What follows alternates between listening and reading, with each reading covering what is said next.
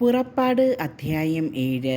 ഫറവോയുടെ മുൻപിൽ കർത്താവ് മോശെയോട് പറഞ്ഞു, ഇതാ ഞാൻ ഫറവോയ്ക്ക് നിന്നെ ദൈവത്തെപ്പോലെ ആക്കിയിരിക്കുന്നു. നിന്റെ സഹോദരനായ അഹറോൻ നിന്റെ പ്രവാചകനായിരിക്കും. ഞാൻ നിന്നോട് കൽപ്പിക്കുന്നതെല്ലാം നീ അഹറോനോട് പറയണം. ഫറവോ തൻ്റെ രാജ്യത്ത് നിന്ന് ഇസ്രായേൽക്കാരെ വിട്ടയക്കാൻ വേണ്ടി നിന്റെ സഹോദരൻ അഹറോൻ അവരോട് സംസാരിക്കട്ടെ. ഞാൻ ഫറവോയുടെ ഹൃദയം കഠിനമാക്കും. ഈജിപ്ത് രാജ്യത്ത് വളരെയേറെ അടയാളങ്ങളും അത്ഭുതങ്ങളും പ്രവർത്തിക്കും. എങ്കിലും ഫറവോ നിങ്ങളുടെ വാക്ക് കേൾക്കുകയില്ല. എന്നാൽ ഞാൻ ഈജിപ്തിനെ കഠിനമായി ശിക്ഷിച്ച് എൻ്റെ സൈന്യവും ജനവുമായ ഇസ്രായേലിനെ ഈജിപ്തിൽ നിന്ന് പുറത്തു കൊണ്ടുവരും. ഞാൻ ഈജിപ്തിനെതിരെ കൈനീട്ടി ഇസ്രായേൽ മക്കളെ അവരുടെ ഇടയിൽ നിന്ന് മോചിപ്പിച്ചു കഴിയുമ്പോൾ ഞാനാണ് കർത്താവെന്ന് ഈജിപ്തുകാർ മനസ്സിലാക്കും. മോശെയും അഹ്റോനും കർത്താവ് കൽപ്പിച്ചതുപോലെ പ്രവർത്തിച്ചു.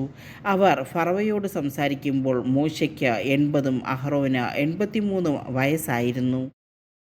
വടി സർപ്പമായി മാറുന്നു.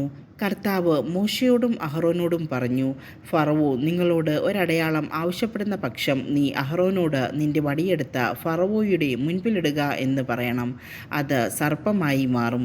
മോശയും അഹ്റോനും ഫറവോയുടെ അടുക്കൽ ചെന്ന് കർത്താവ് കൽപ്പിച്ചതുപോലെ പ്രവർത്തിച്ചു.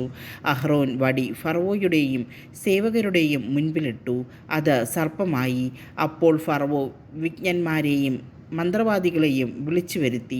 തങ്ങളുടെ മാന്ത്രിക വിദ്യയാൽ ഈജിപ്തിലെ മന്ത്രവാദികളും അപ്രകാരം ചെയ്തു. അവർ ഓരോരുത്തരും തങ്ങളുടെ വടികൾ നിലത്തിട്ടപ്പോൾ അവ സർപ്പങ്ങളായി മാറി. എന്നാൽ അഹ്റോൻ്റെ വടി അവരുടെ വടികളെ വിഴുങ്ങിക്കളഞ്ഞു. കർത്താവ് പറഞ്ഞതുപോലെ ഫറവോയുടെ ഹൃദയം കഠിനമായി. അവൻ അവരുടെ വാക്ക് കേട്ടില്ല. ജലം രക്തമായി മാറുന്നു. കർത്താവ് മോശയോട് പറഞ്ഞു, ഫറവോ കഠിനഹൃദയനായി തീർന്നിരിക്കുന്നു. അവൻ ജനത്തെ വിട്ടയക്കാൻ വിസമ്മതിക്കുന്നു. രാവിലെ നീ ഫറവോയുടെ അടുത്തേക്ക് പോവുക. അവൻ നദിയിലേക്കിറങ്ങി വരുമ്പോൾ നീ നദീതീരത്ത് അവനെ കാത്തു നിൽക്കണം.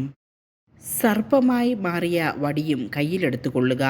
നീ അവനോട് പറയണം, ഹെബ്രായരുടെ ദൈവമായ കർത്താവ് എന്നെ നിന്റെ അടുത്തേക്ക് അയച്ചത് മരുഭൂമിയിൽ എന്നെ ആരാധിക്കാൻ എൻ്റെ ജനത്തെ അയക്കുക എന്ന് ആവശ്യപ്പെടാനാണ്. എന്നാൽ നീ ഇതുവരെ അത് അനുസരിച്ചില്ല. കർത്താവ് പറയുന്നു, ഞാനാണ് കർത്താവെന്ന് ഇതിനാൽ നീ മനസ്സിലാക്കും. ഇതാ എൻ്റെ കയ്യിലുള്ള വടികൊണ്ട് ഞാൻ നൈലിലെ ജലത്തിന്മേൽ അടിക്കും. ജലം രക്തമയമായി മാറും. നദിയിലെ മത്സ്യങ്ങൾ ചത്തുപോകും.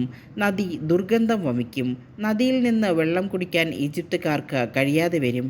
കർത്താവ് മോശയോട് ആജ്ഞാപിച്ചു, അഹ്റോനോട് പറയുക, നീ വടി കയ്യിലെടുത്ത് നിന്റെ കൈ ഈജിപ്തിലെ ജലത്തിന്മേൽ, അവിടുത്തെ നദികളുടെയും അരുവികളുടെയും കയങ്ങളുടെയും കുളങ്ങളുടെയും മേൽ നീട്ടുക. ജലം രക്തമായി മാറും. ഈജിപ്തിലെങ്ങും മരപാത്രങ്ങളിലും കൽപാത്രങ്ങളിൽ പോലും രക്തം കാണപ്പെടും. കർത്താവ് കൽപ്പിച്ചതുപോലെ മോശയും അഹ്റോനും പ്രവർത്തിച്ചു. ഫറവോയുടെയും അവൻ്റെ സേവകരുടെയും മുൻപിൽ വെച്ച് അവൻ വടിയുയർത്തി. നദി ജലത്തിന്മേലടിച്ചു. നദിയിലുണ്ടായിരുന്ന ജലമെല്ലാം രക്തമായി മാറി. നദിയിലെ മത്സ്യമെല്ലാം ചത്തൊടുങ്ങി. നദി ദുർഗന്ധം വമിച്ചു. ഈജിപ്തുകാർക്ക് നദിയിൽ നിന്ന് വെള്ളം കുടിക്കാൻ കഴിഞ്ഞില്ല. ഈജിപ്തിലെങ്ങും രക്തം കാണപ്പെട്ടു. ഈജിപ്തിലെ മന്ത്രവാദികളും തങ്ങളുടെ മാന്ത്രിക വിദ്യയാൽ അപ്രകാരം ചെയ്തു. കർത്താവ് പറഞ്ഞതുപോലെ ഫറവോ കൂടുതൽ കഠിനഹൃദയനായി.